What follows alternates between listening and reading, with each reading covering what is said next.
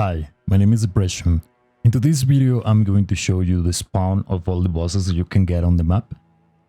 I'm going to divide the map on 4 different sections so it's easier to understand. And keep in mind that most of these bosses, some of these bosses, you are not going to want to take them on an early day. So I'm just going to show you the location and then I'm going to talk a little bit about what you should take into account to get into a fight with a boss or to avoid it.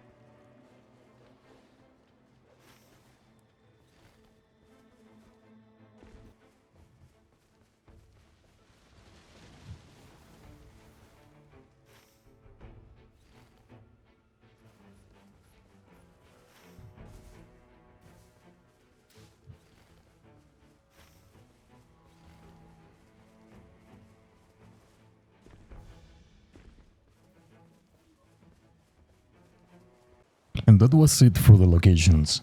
Now, the bosses that you can get in here are totally random.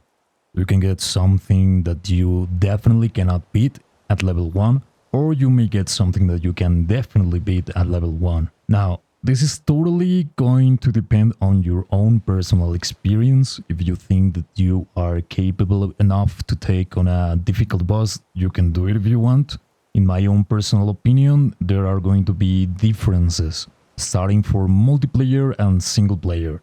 On single player, you can take on most of the things that you find. On multiplayer, it's going to be a little bit more difficult because the bosses are basically more tankier, so it's going to give you a hard time. Now, if you are playing on single player, in my own personal experience, I can take on almost anything unless it's something that I consider not worth my time. For example, the Red Wolf of the Night Consort. I don't think that is a difficult boss, but I just don't like to be chasing around that little dog, you know? Now, I'm going to mention what I consider you should avoid on your first day, and on lower levels especially, which is going to be from level 1 to level 8 at least. First things on my list are going to be the Bellbearing Hunter, Draconic Tree Sentinel, the Worm, the Dragons, the Gargoyles, and the Death Ray Bird. All of them are going to be tankier as fuck, and all of them are going to hit you like a truck.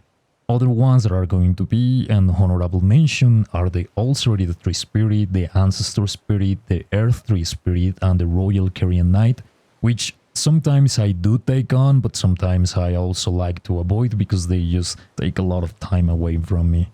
And the rest of bosses, most of them you can take them on.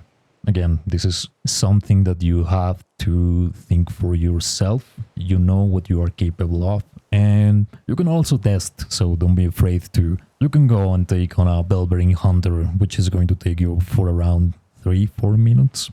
And I think that covers everything that I wanted to talk about. So, if you like the content, don't forget to subscribe. My name is Depression, and whatever you do, don't you dare go hollow.